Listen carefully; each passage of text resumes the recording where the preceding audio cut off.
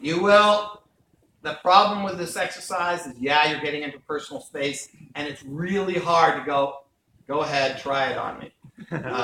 Because, and now for a few of you, it's like, yeah, go ahead, and my problem is as I mentioned to a couple of the groups, the reason I do not do the carotid choke is because on about 5% of people, they will not feel it.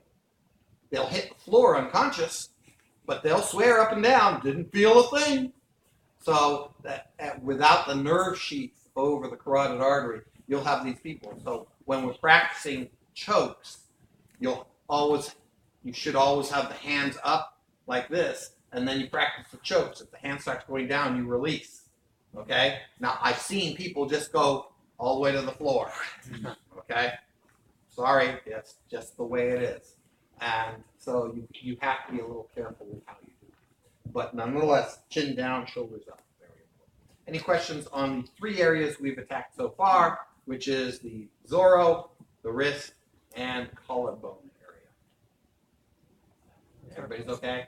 Yes, sir. So I have a black belt right there. Yes, we know. And he turns this way because he's such a good one. All right. Now, the head and neck region, you have to kind of respect. We've already talked about the collarbone region, and we've talked now. Grit. See? Yes! Do it again. Hold that. Yeah. Look at that platysmus. It's like you just want to stroke it. Okay? Now, he has got what you have that. Everybody wants a chiseled jaw. Oh, I'm so glad. Look at how this jaw comes back and comes right in. Oh, look at it. Does it come out? That corner right in there. And right there, you're going to kind of come up. And people call this the J. Well, it's really a J. For me, I kind of got all I'm old and all that. But right here, remember I talked about the sternocleidomastoid and the platysmus coming down, and there's this V right in here, and he's going, yeah, that sucks. Whenever you choke someone, I have a really good hint for the choker. Not the chokee, the choker.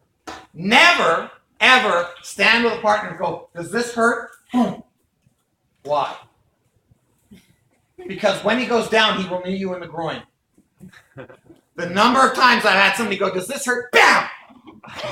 Oh, John, why'd you do that? I didn't do that. Well, I did do that, but I didn't mean to do that. Okay, so put 1 foot forward just so you don't get reefed. Okay, so the first place is you're going to go around the carotid artery, and that's why he's going to drop his chin immediately because he says, he's no dummy. He listened to me last time. So as soon as I start going here, he drops his chin and raises his shoulders. Go ahead. And it disappears. Rats! I'm foiled. But as he does so, right here, this is called the temporal, mandibular, mandible is the jaw, joint, the TMJ. Right there, right under the ear. Oh, it sucks big time. Okay? Now, everybody says, oh, it's right here compared with the ear. But you're going to find that there are different people who have attached earlobes and unattached earlobes, and you can't really put a full justification. But if you have somebody with a chiseled jaw, it's really easy because right at this corner, right behind that car, oh, yes. He's just going, yes. See, that was a mercy tap on his part. He's just going, yeah, old man, I'll make you look good. You're here like this. You'll notice that the sternocleidomastoid is still here and it's coming down like that. So what you're doing is you're coming between the jaw and the sternocleidomastoid. And there's this big muscle, don't mess with that, nice and strong. And the jaw, you don't want to mess with that. You just kind of come right in behind that jaw. Oh, that's glorious. Okay? I can't get tall enough. I'm 6 feet tall. I like it up here. Yes. Okay. So the idea of the TMJ, right there. Find the jaw. Find that. Kind of go. Yeah. Okay. Temporal mandibular joint. So that's a lovely place to be. Another place around here. So you've got this lovely corner here.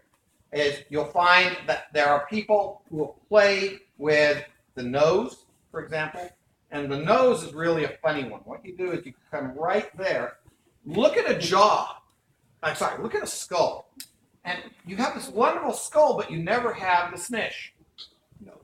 You never have the nose because that's not, there's just this little cartilaginous bump right down here. So if you come down here and you roll slightly upwards, it hits this little tiny ridge of bone. And there's actually a couple of nerves that come out the side of that. So this place right there, it's just a horrible thing. Now you might go, oh, well, how am I going to do that? Or I'm clawing at the eyes. But the bottom line is this place right there. Oh, it's a lovely nerve. It's like, whoa, yes. Just for a moment. That's so I can get out of his evil clutches. Okay? So I've talked about this carotid. Don't want you messing with that because of the problem. Then go up around the corner. That's the TMJ right in here. And then right here, that's right at what they call the philtrum on the skull. Lovely place to be. There are a number of others around the skull, but those are kind of the big ones. There are people who say, oh, well, you could attack the eyes and all this. Yeah, I'm trying not to maim and mutilate at this point. I'm just trying to get the person to let go. So this is a nice way of letting go. So in the old movie Star Trek, and Mr. Spock used to do some nerve punch. Yes. Is that real, or is that somewhat in the vicinity of? The answer is here. Here. No, stay there. So right here. Oh, beautiful. So you feel you feel what I just did? Yeah. And what happened is that is the spot which I talked about. Here's your clavicle right here. Here's your collarbone right here. And you can kind of feel the two edges, right? One there and there. I come 1/3 to the middle. Now there's this hole that he was just talking about. Now, as I pull in, there's a nerve right there. You feel how it kind of massaging that in. That works on about 70% of people. So you're going to go through here, and you're kind of going to go, does that? Oh, and everybody's going, nope, yes, nope. Where's that red bell? Yeah, I come out here, and I go, aha, I've got you. And he goes, yeah, I'm bored. Now, good. That just says that what percentage of people are going to actually have with it. So it was based on the fact that there's a nerve plexus right under there. And does it work on everybody? No, but I'm sure on Mr. Spock it works on everybody. But that's where it came from. It actually came from an Aikido master who was the stunt. Have you ever watched the original? Oh, everybody should watch the original Captain Kirk. Okay, Captain Kirk was played by a guy called William Shatner. William Shatner had a stunt double who only knew one throw, the stomach throw. So in every fight that Captain Kirk ever had, his stunt double would get in there, stomach throw the guy, and then boom, boom, boom. And so it was for years in the 1970s when I was in martial arts, the stomach throw was called the Captain Kirk throw in honor of our beloved, not William Shatner, but William Shatner's stunt double. His stunt double was an Aikidoist, and it's why he took such beautiful roles. It's why he was a stuntman. And he knew about this nerve plexus. And so he was talking about this nerve plexus, and they got the idea. There was a scene that was supposed to be in the Enterprise incident where Spock was supposed to punch a guy and knock him out. And Leonard Nimoy said, no, can't do that. We've got to do something else. And they're sitting there talking their way through with the stunt doubles. And the guy said, try that. And he does that. Oh, yes, cool. And Leonard Nimoy, because I'm a complete nerd on this, Leonard Nimoy talked about how that day they were talking. He said, I can't remember. One of these guys was an Aikido guy. So then we looked it back and found that this stuntman was the only one who was actually had a certificate in Aikido. So we think that he was him. Unfortunately, he passed away, so I could never ask him the question that I always wanted to ask. Thank you for bringing that up. Okay, any other questions that nobody wants to hear the answer to? Okay, so what we have is the philtrum, and the TMJ, and everything else you've done today with somebody fresh meat. Okay, let's go. Alley-ho. That's you. Oh.